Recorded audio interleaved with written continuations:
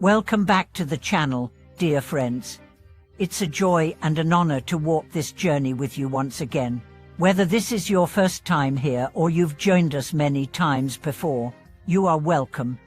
This is a space for truth, for clarity, for remembering what we've forgotten in the noise of the world. Today, we explore a question that has lingered in the hearts of countless practitioners since the time of the Buddha himself. Where does true spiritual practice begin? And is it really possible that one single thought can turn the direction of an entire life? Many seekers spend years searching for the right method, the right master, the perfect environment in which to begin their path. They listen to countless talks, read sutras, go on retreats, and still feel unsure. They ask, how do I really begin? What's the correct first step? Is there something I'm missing? Today, we'll look at these questions through the lens of living experience and the direct teachings of the masters. And we'll discover that the doorway to awakening is not hidden, it's not distant, it's not in another life or another land. It's right here, where you are, in this very moment. And it begins with one powerful decision to turn your mind. The Buddha described this moment as unthought turning, the first turning of the heart toward the Dharma. It's not dramatic. There may be no fireworks, no visions, no mystical dreams, but it is profound. A story is often told about a layperson who had been caring for his ill father for many years. One evening, exhausted from both physical labor and emotional stress, he sat down with a sigh and whispered to himself, "There must be another way to live." In that moment, his heart shifted. He didn't know the Dharma, he hadn't read a single sutra, but he had turned toward truth. That night, he found an old Dharma book in his father's belongings and began reading. That was his first step. What changed? Just one thought. This is the first secret of beginning the path. It doesn't start with doing, it starts with seeing. With recognizing that the path you're on of desire, fear, grasping, suffering leads nowhere. That seeing births the willingness to choose differently. But we must be careful not to mistake this initial thought for mere wishful thinking. Many people say, "I want to change." But wanting is not enough. The mind must turn. What does that mean? It means no longer identifying with your past patterns, no longer justifying your anger, no longer blaming others for your confusion. It means saying, even if I don't know the entire path, I am ready to walk it. One of the most powerful teachings comes from the Chan tradition, which says, "Great doubt, great awakening." When you begin to sincerely question the life you've been living, not with cynicism, but with curiosity, your awareness begins to deepen. Let's talk about the obstacles that prevent this turning. The first is fear. Fear of the unknown, fear of losing what you've built, fear of letting go of habits that define you. But here's the truth. What you fear losing is often what's imprisoning you. The second is perfectionism. I'll begin once I understand more. I'll commit when my schedule clears. I'll meditate when I feel peaceful. But peace doesn't precede the practice. Practice births peace. The third is spiritual comparison. You see others who seem more advanced. You think, I'm not like them. I'm not pure enough. I'm too flawed. This is a lie of the ego. The Buddha never asked for perfection. He asked for sincerity. So if none of these are needed, what is? Just one thought, but it must be wholehearted. Let me share another story.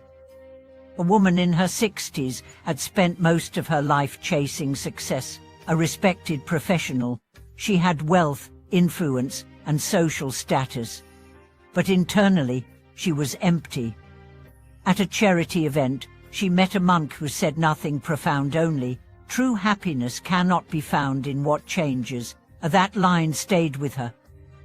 Days later, she sat in her garden, reflecting.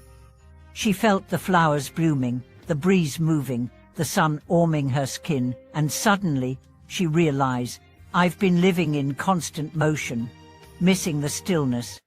In that instant, her mind turned. She began attending Dharma talks. She simplified her life. She started a morning chanting practice. And slowly, everything changed, not outwardly, but inwardly. Again, just one thought. So what is this turning in Buddhist terms? It is the moment when your attention shifts from seeking satisfaction outside to seeking wisdom inside. It is the realization that the problem is not the world, but your relationship to it. It is the courage to say, I no longer want to live in unconsciousness. And once that decision is made, the path reveals itself. And now, let's explore what follows this first turning. The Buddha described the Eightfold Path as a map not of belief, but of behavior. It begins with right view, seeing that suffering is real and has a cost, then right intention, the willingness to live in a way that alleviates that suffering. But even before those steps, something must ignite the journey. That's the turning. You don't need robes, you don't need incense, you don't need permission. You need one thought of sincerity. So how do you cultivate this turning if it hasn't happened yet? First, create space for stillness. Even 5 minutes a day without distraction allows the deeper mind to speak. Second, ask honest questions, not intellectual ones, soul questions. Am I truly happy? What am I running from? What matters most when all else is gone? Third, expose yourself to teachings. Read the sutras, listen to monks, watch videos like this, not to memorize but to remember. Fourth, watch the breath. This isn't just a technique, it's a mirror. The breath shows you where your mind is. Following the breath gently returns you to presence. And finally, associate with those who are sincere. You become like those you spend time with. If you spend time with people who are turning inward, their energy supports your own awakening. One day, someone asked a teacher, "How long until I awaken?" He smiled and said, "The moment you stop waiting and begin walking." That's the essence. Begin where you are. Begin now.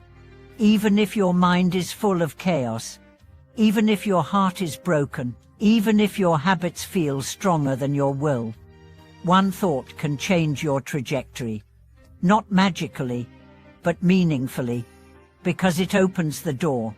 And from that door, step by step, the journey unfolds.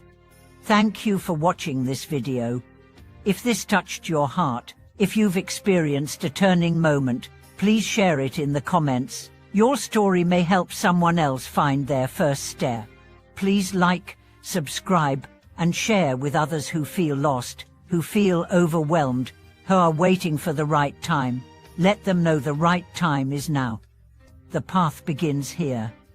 Until next time, may your thoughts be clear, your heart be steady, and your steps be sacred.